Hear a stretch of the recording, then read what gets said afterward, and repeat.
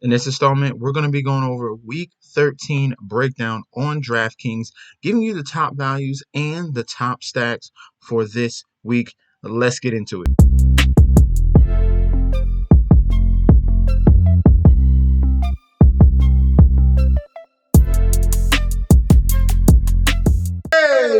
Welcome back to the channel. It's your boy Chef D, and I'm here to give you the winning ingredients for your Week 13 breakdown for DraftKings. But before I deep dive into that, get into all the stacks and the value plays for Week 13, don't forget to like, comment, and subscribe to the channel. Make sure you're following me on Instagram and Twitter at MetsNetShetsD. Don't forget about that TikTok at Chef_D91, and don't forget about the Patreon for more DFS that we're killing, more betting advice, and more fantasy football advice as well. Right? Don't forget to sign up for those links down below. The first stack we're going to get into will be this Cincinnati Bengals and Kansas City Chiefs game. Highly anticipated matchup here between these two high-octane offenses. If we're just looking at the over-under that we got on DraftKings, is this going to be a key factor, and the reason why we choose this stack. We got an over-under of 52.5 in Cincinnati, so a very high scoring environment for this in particular game. Let's really key on that. There's a lot of juiciness in those 4 o'clock slate games, so maybe a lot of lineups, majority of lineups in these tournaments are going to be stacking for those later games. All right, we'll get into more of those stacks very soon. But let's just start off with Kansas City and Cincinnati. Obviously, we have Patrick Mahomes. I don't care what the opponent rank says. All right, Cincinnati's defense has not been that good, and neither have they faced this type of offense here in the Kansas City Chiefs. Okay, they're bringing a multitude of assets to this field. They're going to hit you with their wide receivers, their tight ends, and now they got a little bit of a running game here. They got a two-headed monster here, but Patrick Mahomes in a great spot. As you can see, the past 5 games. The only downfall was that game against the Rams. That they didn't really need to score much in that game. He still finished with 22 fantasy points. I expect a bounce-back performance. I expect 30-plus fantasy points in this game. This should be a back-and-forth affair. Love Patrick Mahomes. If you want to save salary with Joe Burrow, you definitely can as well. He has similar upside. We've seen big games from Joe Burrow this year. 31 against Pittsburgh, 42 against Atlanta, 35 against the Saints. So that is some big upside, and you're paying a cheaper price. So it could be worth. I think it is worth going with Joe Burrow, bringing it with the Kelsey on the other side, and then pairing it with what we're going to get into very soon, Jamar Chase. All right. So at that running back position, if you want to save salary, Joe Burrow. Okay. At the running back position, Joe Mixon is currently Q-tag right now. He's in concussion protocol, so you gotta wait for the news on Sunday. All right, keep it definitely to the side. He's going to be utilized. Obviously, he's going to get his double-digit amount of targets. He's going to get a couple receptions here and there. He's going to get you around 3 to 5 targets as well. So Joe Mixon is fine and cleared. You can go to that well at 7,100 in this game, which should have a ton of points. All right. So if he's out, then you go back to the Samaje Perine, a little more affordable at 6K. He's going to see a nice allotment of work as well. And the struggle with the wide receivers going up against the Kansas City defense, it's a benefit for the Cincinnati Bengals side of the football. We'll get to that very soon. So Samaje Perine is going to be the backup for Joe Mixon if he's out, but if Mixon is cleared, you can go to him. All right, now let's talk about this two-headed monster here for the Kansas City Chiefs. All right, they got their 7th round rookie here from Rutgers in Isaiah Pacheco. Back-to-back games with over double-digit fantasy points, and they've increased his price to $5,700. I still think there's still meat on that bone here.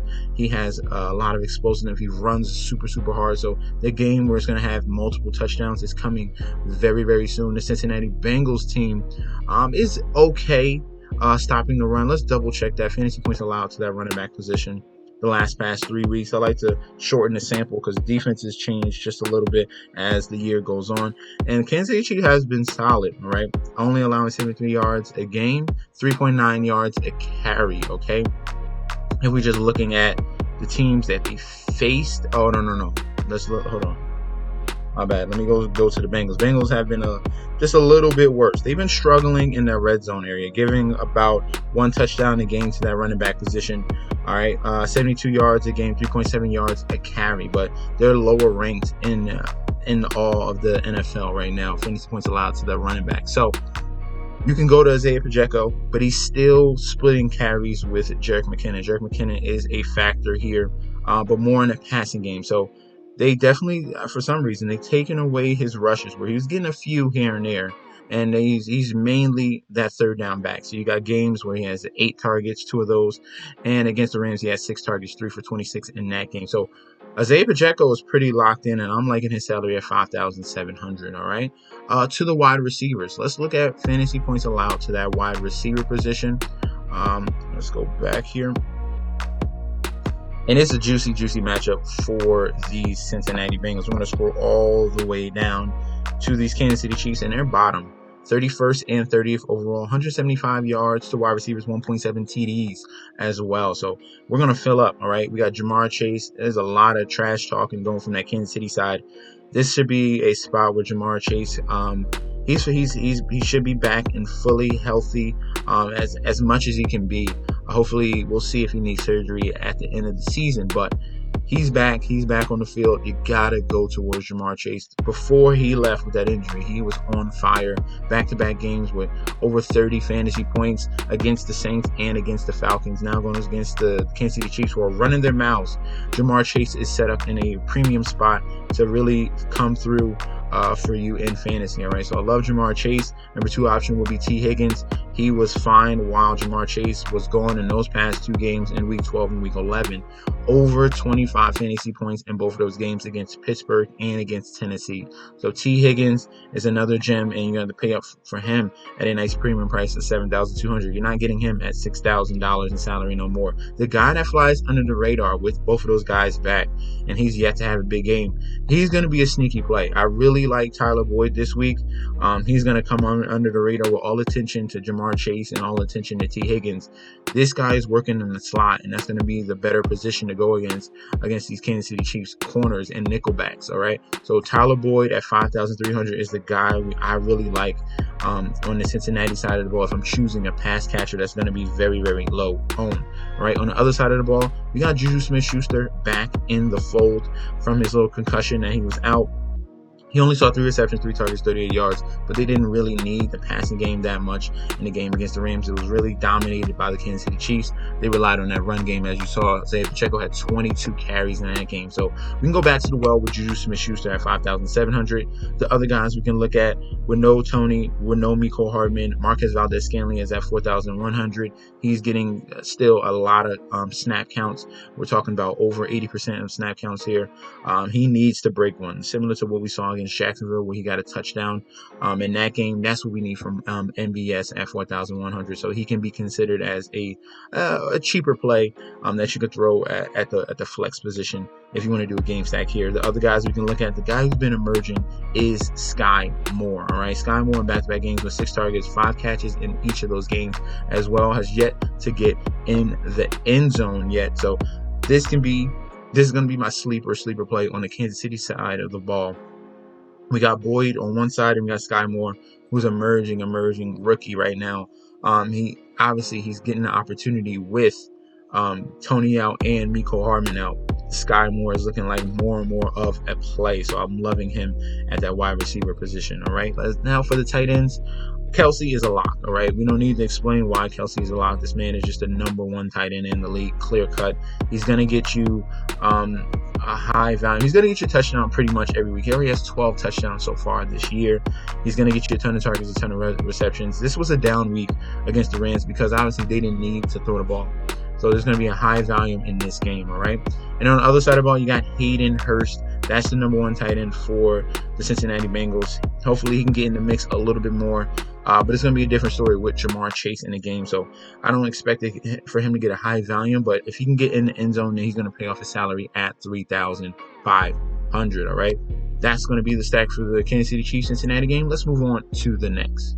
The next stack we're going to be looking at will be the Las Vegas Raiders going up against the Los Angeles Chargers. We have an AFC West matchup here. Another 4 o'clock slate game. And look at the over-under. We got a 50-point total here in this game. This is another similar affair where it's going to be back and forth that we want all the usage in here. All right, let's start off with Justin Herbert at $7,200. If you want to pay for him, he's looking like his old self from last year. He's turning up just a little bit more. We saw an increase in Week 11 against KC, and then he had a solid performance closing out that game to win it on the last drive there against the Arizona Cardinals, 35-47 with 3 touchdowns. And he ran the ball for 38 yards as well. So that's a bright spot to see that, Justin Herbert is getting back to his old self. The beneficiary here is that he has Keenan Allen back as well. So Justin Herbert at $7,200, have no problem paying up for him. If you want to save some salary, Derek Carr at $5,600. This is a great matchup here. All right, we're looking at fantasy points allowed to that quarterback position. Let's scroll all the way down to the bottom. We got the LA Chargers 29th overall, 25th in the red zone, allowing 253 yards passing, about 1.7 TDs per game. So we're looking at least 250 yards, 2 touchdowns for Derek Carr. Could be more. We're talking about Devonta Adams here. So this could be a very good spot for Derek Carr and for these Las Vegas Raiders. They got 2 big wins past 2 weeks against Denver and Seattle. Now, do they get some revenge going up against these Chargers as well? So Derek Carr is in a very good spot to go well over 20 fantasy points. So he could be someone sneaky that you could go towards and get less ownership. All right, so that's going to be key. Ownership is the key here. If you can find someone with lesser ownership that still gets you production of someone at 8 or 7,000 in salary, you are in the driver's seat. Let's move on to the running backs. Austin Eckler is in a great spot, as you saw, 28th opponent rank right there. And let's look at fantasy points allowed to these running backs, and that's these Las Vegas Raiders, what they are allowing. We're going to scroll down. We're going to find these Las Vegas Raiders here. 27th overall, 29th in the league, 97 yards a game, 4.2 yards a carry, about 50 yards receiving as well to these running backs. And that's Austin Eckler's bread and butter.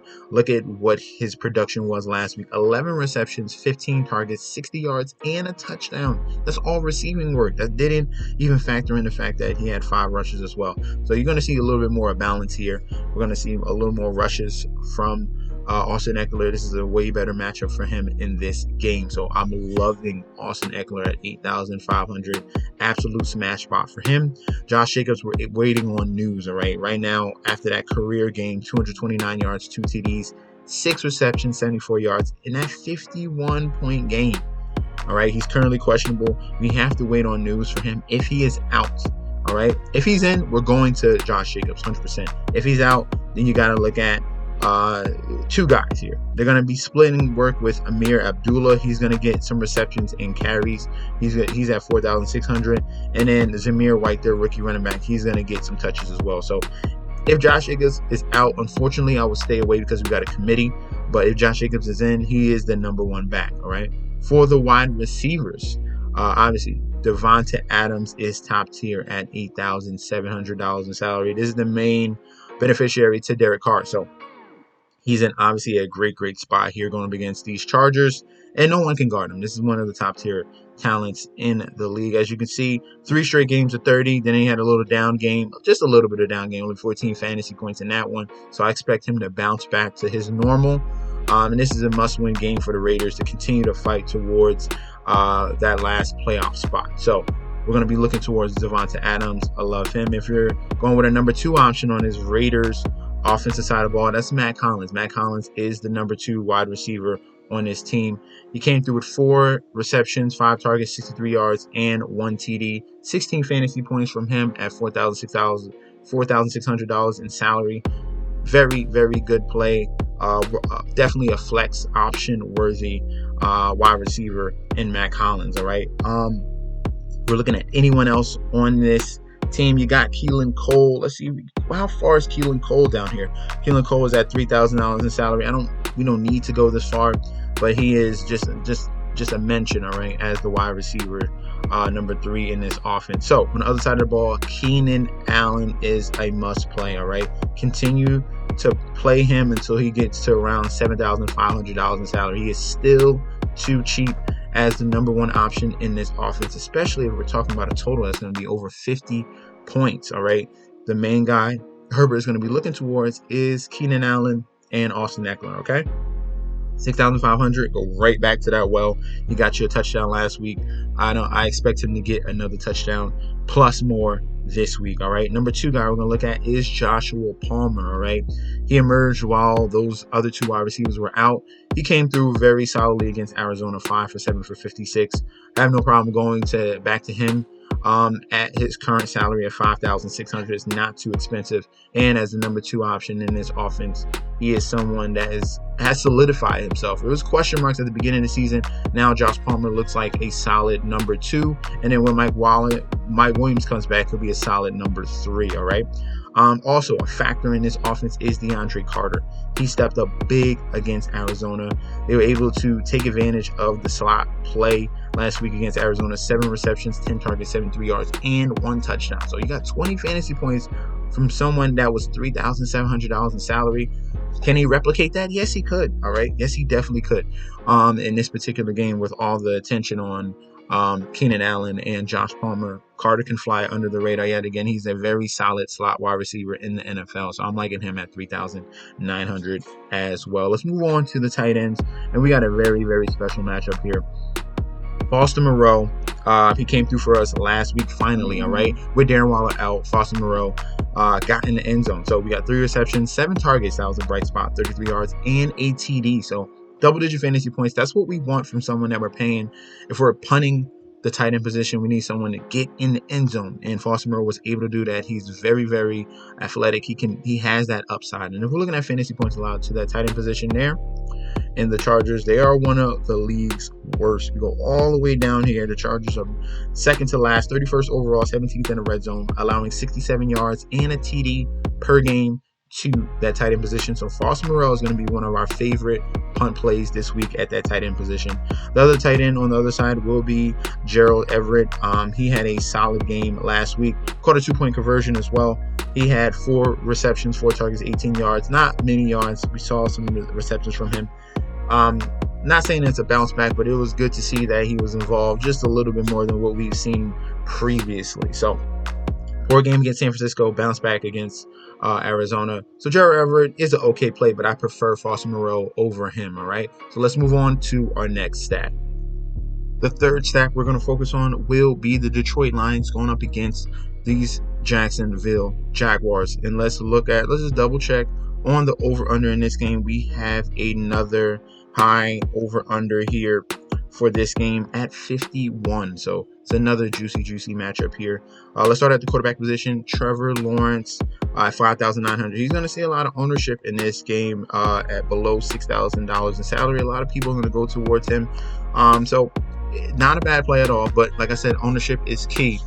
So $5,900, I wouldn't shy away from him, but definitely know that he's going to have high ownership against the Detroit Lions. All right, everyone knows that this is a very good spot. He's coming off 2 very good games against Baltimore and the Kansas City Chiefs, where he had 28 fantasy points and 20 fantasy points. So at $5,900, I have no problem going with Trevor Lawrence in this very good matchup. And like I said, these are 2 very poor defenses here. Fantasy points allowed to the quarterback position. The bottom 2 teams are the Jacksonville Jaguars and the Detroit Lions. So both quarterbacks are in a good spot. Trevor Lawrence at $5,900 and Jared Goff at $5,300 is in another good spot.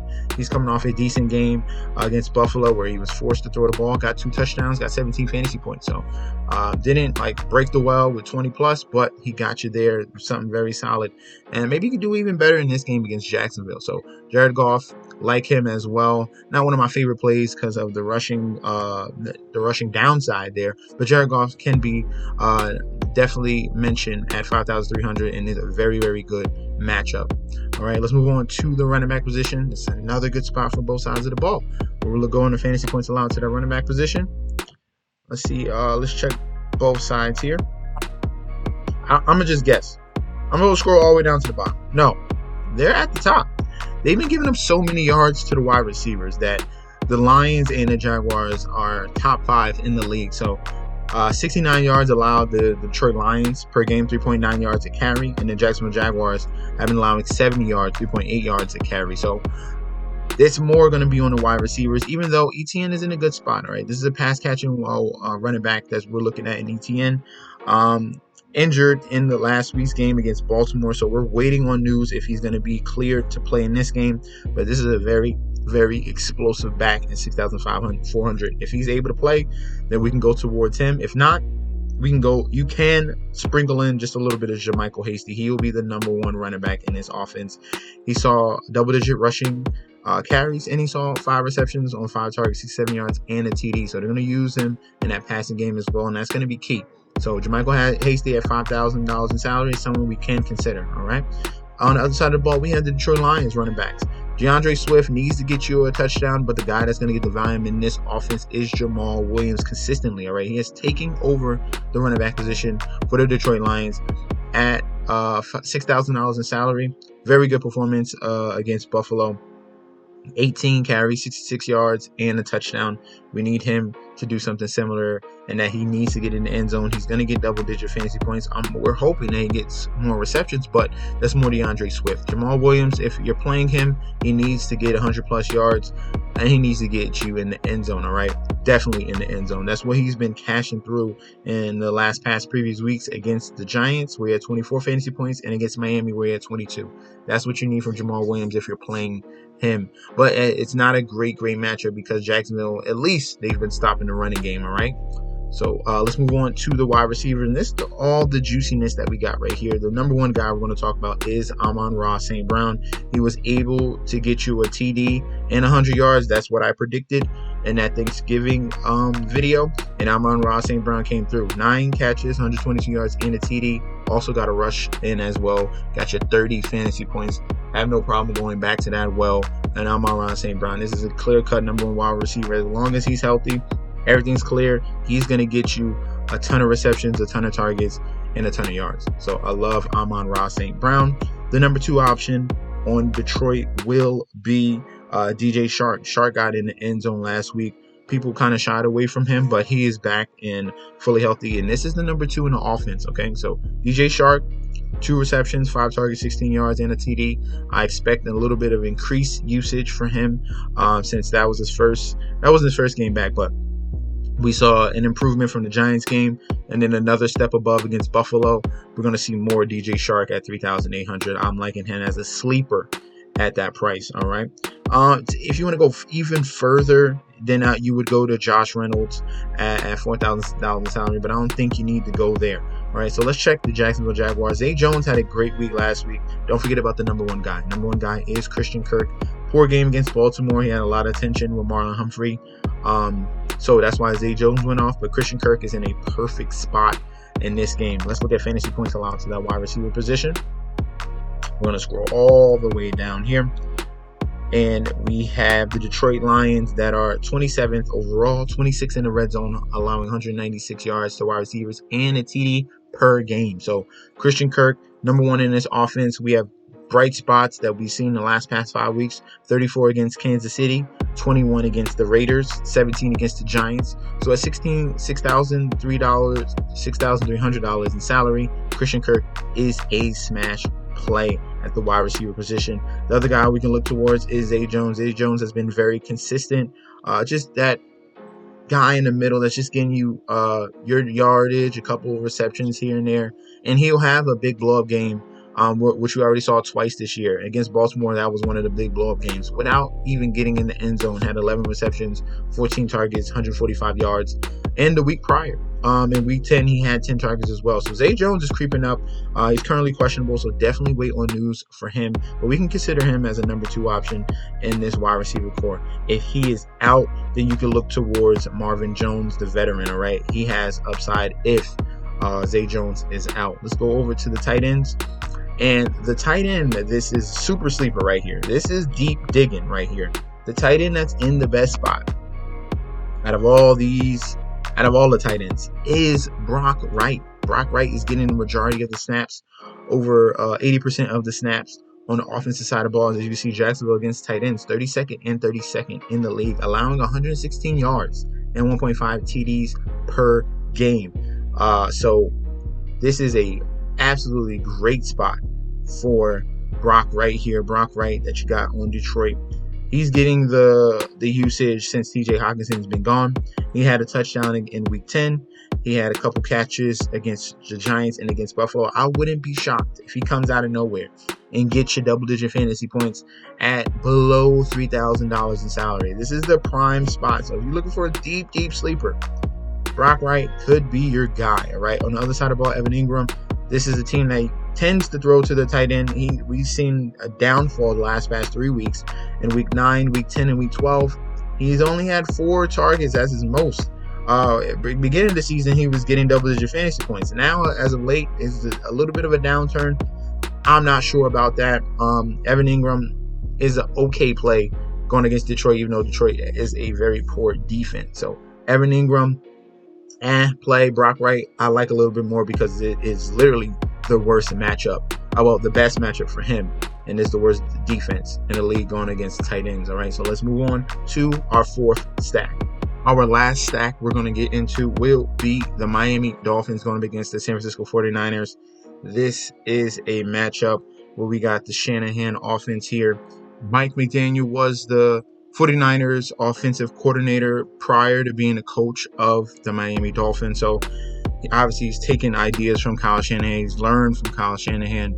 He has implemented that with the Miami Dolphins. So it's a very intriguing matchup here. We got an over-under of 46.5, not the 50 that we're usually seeing, but a game environment. We got 2 high-octane offenses that I really want to key in on. So if we're going to the quarterback positions here, Tua Tagovailoa is in a great spot. He has Tyreek Hill. He has Jalen Waddle. He has Mike Gesicki.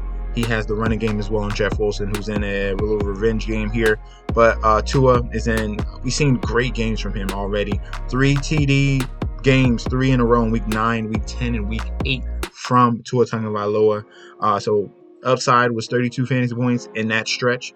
We can see something similar against San Francisco with these 2 high-octane offenses. So I can go with him at 6,700, a little bit lower ownership because people are respecting the San Francisco 49ers defense. But when you're talking about Tyreek Hill and Jalen Waddle and Jeff Wilson and Mike Gesicki, things are getting very, very competitive in this game. And I can see a back-and-forth affair. Jimmy Garoppolo has been solid. Well, one game he was solid. Let's take it back. Let's take it back. All right, this is a running offense. Jimmy Garoppolo, I'm not going to play him. All right, it would have to be a perfect scenario where, like we saw against the Arizona Cardinals, his history against Arizona, he's dominated them, so that's different. Jimmy Garoppolo, a little bit different going up against the Miami Dolphins here. It's going to be more Christian McCaffrey, more of the running game, running offense here. I'm not expecting a 3-4 touchdown game for Jimmy Garoppolo. That is not him. At most, he's going to get you 2. And at the price that you're paying, there's definitely guys that you could pay up for or pay around him that are going to have more than 17 fantasy points. All right, so Jimmy Garoppolo is an If I had to choose someone, Tua Tagovailoa is someone we can look at 6,700. All right, at the running back position, Christian McCaffrey is not a fade. All right. At $8,600 in salary, we can go back to the well. We've yet to see a touchdown from him in the past 2 weeks, but he's getting a ton of usage, all right? We only saw 11 carries from him against New Orleans, but they bottomed up pretty well. Arizona, it was more Jimmy Garoppolo throwing the ball, and that's why you saw 7 receptions, 7 targets, 67 yards, and that's the benefit of going with Christian McCaffrey. If he's having a poor day rushing the ball, he's going to get you reception, so I have no problem going towards him in this game going against Miami Dolphins, all right? Jeff Wilson is in a little bit of revenge narrative. He might be motivated in this game going up against his former team in the San Francisco 49ers. So I'm liking him at 6,100 in this game, okay? Let's go on to these wide receivers. We got, like I said, Tyreek Hill, Jalen Waddle. It is stacked, all right? If you're going with this type of game stack here, you're going to be paying top dollar. Tyreek Hill, 6 from 9 for 85, no touchdowns. That was one of his poor performances. So we got 2 poor performances from him against Houston and Cleveland, which were easier matchups. This is more of a tougher game. I expect Tyreek Hill to break out in this one. Something similar to what we saw against Chicago and Detroit, where we saw 30 fantasy points plus in both of those matchups. So I'm loving Tyreek Hill at 8,800. Jalen Waddle is one of, obviously, a favorite of Tua Tagovailoa because they used to play college football together. He had 10 targets last week against Houston. Maybe it was kind of a few things off with them. They didn't line up as much when you got 5 receptions and 10 targets. There's a big gap where it could have been more receptions there. But upside is there with Jalen Waddle at 7,400. I love him. Hopefully we can get a game like we saw against Detroit where we saw 33 fantasy points in that one, all right? On the other side of the ball, we got Deebo Samuel with a Q tag here. Didn't do much practice on Friday, so you gotta wait on news for him. If he's out, then this is gonna be the Brandon Ayuk show, and it's gonna be Brandon Ayuk and it's gonna be Jawan Jennings. All right, so if Debo's out, then you're going towards Brandon Ayuk. Here we got 6,100. He has emerged as the number one wide receiver in this offense. Look at the production the past 5 weeks. Double-digit fantasy points in each of one of those weeks, and he has 3 touchdowns in the last 5 weeks as well. So Brandon Ayuk is a solid play. And at the other wide receiver position, that's going to be Jawan Jennings. That's if Deebo Samuel's out. He's going to be a guy that's going to be relied upon. He had 6 receptions, 7 targets, 49 yards in the touchdown. He stepped in when Deebo Samuel got a little bit injured. So we can look towards those 2 guys. And at the tight end position, George Kittle, elite top tier tight end. He had a breakout game in week 11 and week 7. So we need more consistency from George Kittle. Can we get another game where we see 5, 6, 7 targets? Hopefully we get you in the end zone. George Kittle has upside. He's still a very elite tight end. He's just being used more in that blocking part of the offense. That's why you're seeing a fluctuation in his production. So George Kittle at $5,000 in salary is a like. And Mike Gesicki as well at $3,300. Do not forget about him. He can come out of nowhere and provide some upside like he did against Detroit. Similar game where he did against Minnesota. He had 24 fantasy points. And against Baltimore, he had 14. So if you're looking below $4,000 in salary in a very good matchup, Mike Gesicki could be your guy at $3,300. Let's move on to the value plays. Last but not least, we have the value plays. Let's start at the quarterback position. Guys you need to look at that are going to be a little more under the radar, but are in very, very good matchups. The first one we're going to talk about will be Mike White for the New York Jets here. Absolutely great performance that he came through with against Chicago. A decimated Chicago defense. Came through with 27.8 fantasy points, got you 3 touchdowns. And now he's in another situation where he's going to have another great opportunity against the Minnesota Vikings defense. As you can see right here, 28th overall, 3rd in the red zone. Look at how many passing yards they're allowing to the quarterback position. 339 passing yards to the quarterback position, 1.7 TDs per game. So I want all of that. Mike White looks like he knows this offense. He's very comfortable, calm, cool, and collected. And then we'll get to those wide receivers when we get to the wide receiver section. All right. The next quarterback we're going to look at will be Deshaun Watson.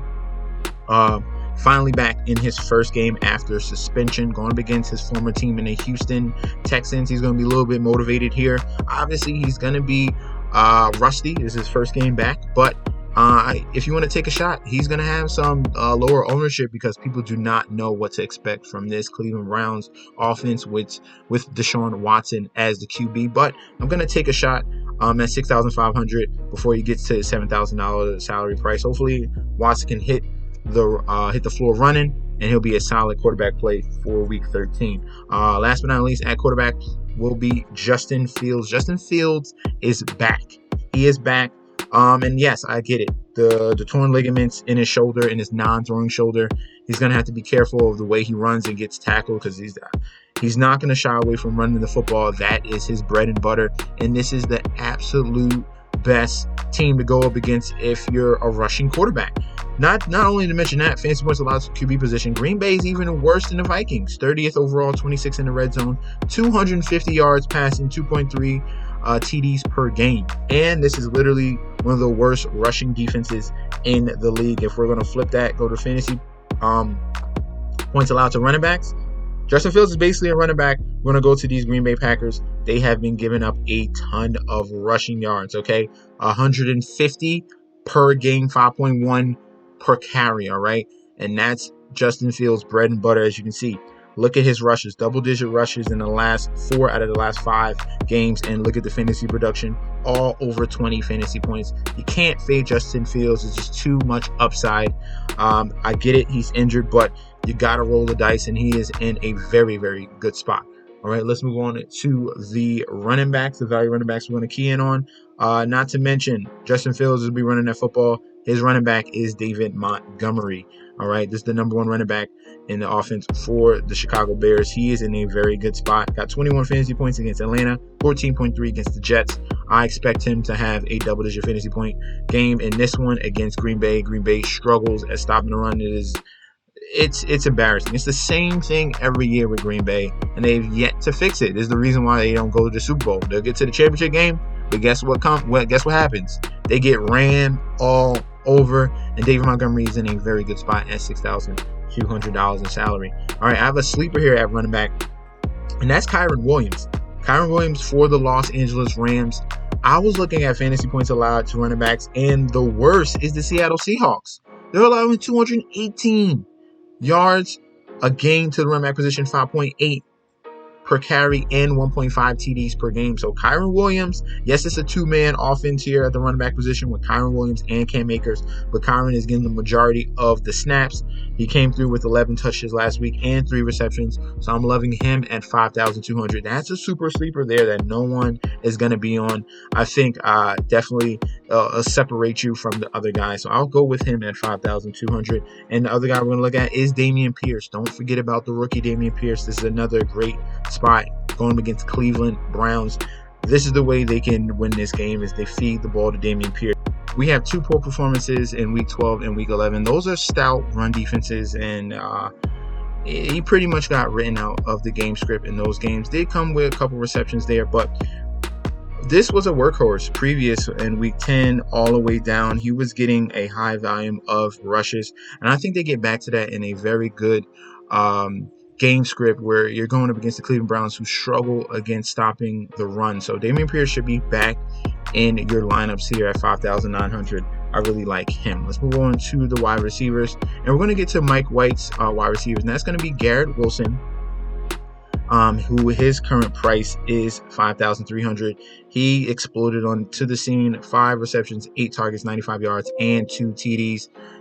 26 fantasy points we saw from him at that price. Definitely do not shy away from Garrett Wilson going against the Vikings defense that gives up a ton of yardage to the wide receiver position. And that's going to be also Elijah Moore. Elijah Moore had a great connection with Mike White last year, and it went right back to where it started in week 12, where he had 2 receptions, 2 targets, 64 yards, and 1 TD. 14 fantasy points from him in that game. So that was a bright spot to see finally Elijah Moore emerging onto the scene. Sorry, Zach Wilson. We need production, and hey, Mike White is the guy right now. All right.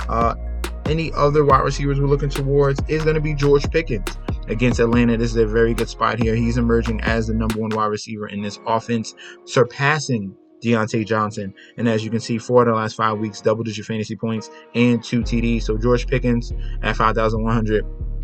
His big breakout game is coming very, very soon. And hopefully it is this week in week 13 at $5,100 in salary. He is a steal. So I'm loving George Pickens. The talent is there. Kenny Pickett is growing, as you see, game by game.